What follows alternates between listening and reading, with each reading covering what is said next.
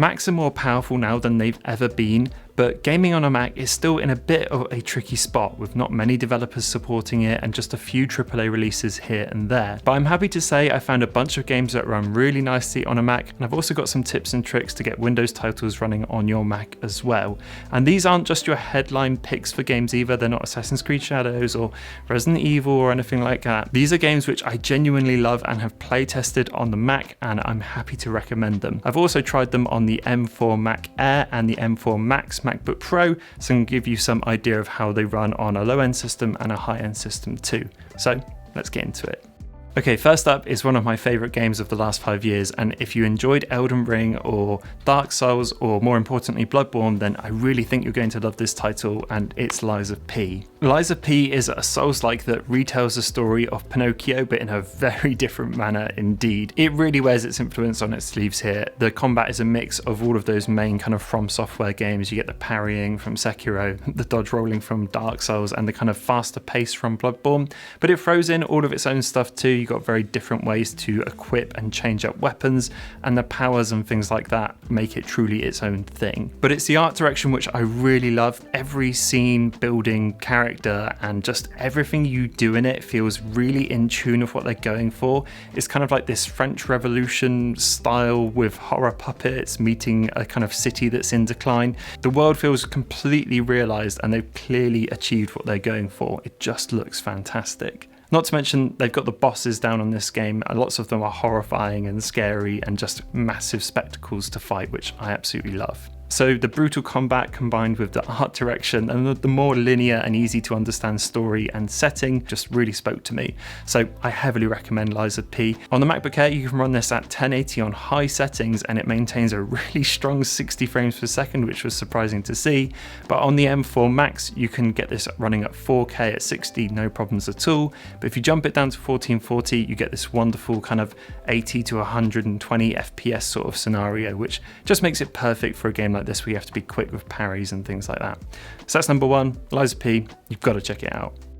Moving on from there is a game called Inside, and man, Inside is such a trip of a game, and I heavily recommend it. You control this boy while you're kind of navigating through this dystopian world, while you're being kind of hunted by other things and kind of getting through strange and surreal traps and things like that. It's the atmosphere of this game which does such a good job though. Sometimes it's eerie and kind of creepy, and sometimes it's beautiful, and then sometimes it's this horrible, dark and even scary place to kind of just exist in. Oh yeah, and some of the death animations on here are just really horrid as well. The story isn't told to you directly, but it's really engaging. It kind of all happens around you, and it's absolutely worth playing to the end to see what happens, because it's just not what you think at all. And it's quite a short game as well. This took me about 3 hours to get through on my first attempt, and it probably takes around 5 if you want to see and do absolutely everything. So yeah, I just completely recommend it to absolutely everybody. And it's usually crazy cheap as well. I think I picked this up for like £3 on Steam, and it is absolutely worth that. This is a simple-ish title, so the M4 Air and the M4 Max run this no problems at all at the highest resolution and, you know, highest frame rates. You've got nothing to worry about there. Next up is a game which I consider kind of cozy, despite its kind of stark setting, and that's Stray. I played through this mainly on my PS5, but I'm going through it again on my Mac now. Stray is a game where you play as a stray cat, exploring your way through this kind of cyberpunk city long after kind of humanity is gone, or as they call them, the soft ones. It's a game of kind of exploration and traversal and a bit of puzzle solving too, and it's really beautifully done. It's just a pleasure to kind of be a cat and to jump around this kind of cyberpunk inspired environment. The developers have done a really fantastic job of making it feel like it's been lived in, but also is kind of slowly decaying as well, which just looks fantastic. It also leans into you being a cat as well. You can scratch at the carpet or go to sleep in warm little beds, and there's a dedicated button for meowing and distracting people, which is just perfect. It also kind of reminds me of my holidays in Japan and Hong Kong as well, so maybe that's why I like it too. But this is more of a cozy game. I enjoy playing it when I just want to chill out or something like that. It does have smaller kind of action sequences, but for me this is more about just enjoying the world and being a cat within it. On the M4 Air you get a solid 60 FPS at 1080p on the higher settings as well, which is really nice to see, but it runs like a dream on the M4 Max. You can max out the resolution and the graphics and the settings and everything, and it runs at this lovely smooth 120 FPS. Oh, and this video doesn't have a sponsor, so I'm going to sponsor it myself. If you like what I'm doing here, then please go and check out my wallpaper packs, which are listed on krokustudio.co.uk. They look amazing across all of your devices, and we also sell some other fun stuff there, like these Byte Review stickers, which look awesome on your devices, or even this kind of little Byte Review mug, which is great to just drink out of. So if you want to get something back while helping the channel out directly, please check it out. I'll link it below. Anyway, back to the video. Okay, the next game I need to talk about should come with a warning, so I'll put a warning sign up here, but it is highly addictive and I actually had to delete it off my phone in the end, but it's a game called Balatro. Balatro. I think it's Balatro. Balatro is a deck building game that's loosely based off poker, where you have to beat the computer's bind by scoring points with your hands of cards. And what starts as a relatively simple looking game slowly turns more complicated as the game introduces joker cards. They enhance your hand to a certain point, or they change the playing field in terms of what you're trying to do, and things just slowly ramp up and up and up from there. It's a roguelike too, so as soon as you fail, you go all the way back to the beginning, but you do get some little power-ups to help you along the way.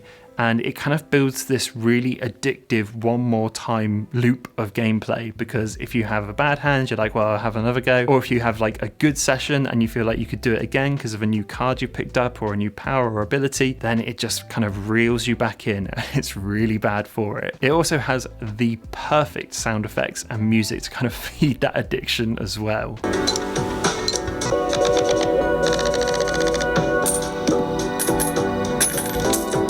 Oh, it just sounds on point. What's cool about this game, for me at least, is it kind of came out of nowhere and it was developed by one person, and it went up for a Game of the Year award last year as well, which is just crazy to me. Going against what I'd normally say, I would suggest picking this up on the App Store so you can play it on your phone and on your Mac and then have it all synced up, which is a great way to play it. The only way you can do that at the moment is if you're on Apple Arcade and you're paying the monthly for that, which is really strange. You can buy it on your phone, but you can't buy it on the Mac. You just have to go down the arcade route, which kind of sucks. So I ended up buying it on Steam, but if you already have Apple Arcade, then you've got the wonderful cross-platform save. Despite looking great, this is a super simple game, so it runs perfectly on the MacBook Air and the MacBook Pro. It's not even worth bringing up FPS counters or anything like that, because it's a simple looking game and you've got nothing to worry about. This will run on pretty much anything.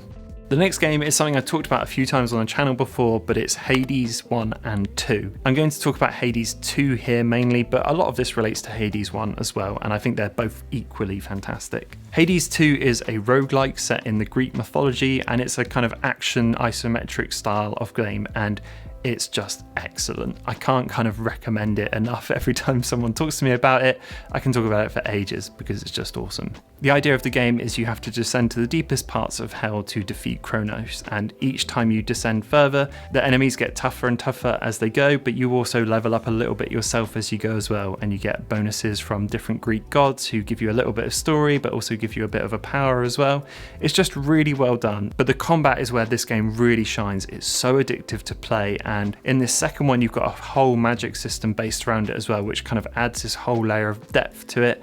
The weapon choices are varied and awesome as well. You go from like small little daggers to a massive axe to some really out there ones like a jetpack and things like that, but they're all really well rounded and fun in their own ways. I love the story. The voice acting is like on another level. These are some of the most believable characters I've ever heard, and once again, you know I'm a sucker for it. The art direction is just beautiful. I love how this game looks and I love how it all feels. The world is completely realized and the developer has such a handle on what they wanted to do, and it really shows. I just think it looks fantastic. This is a roguelike, so when you die you go right back to the start, which I know sets a lot of people off, but each time that happens you get more story, or you get more powers, or more interesting things happen in your homestead, so each run feels completely worth it. Even if you really mess up and die in the first bit, you can come back and something interesting will have happened at your home place.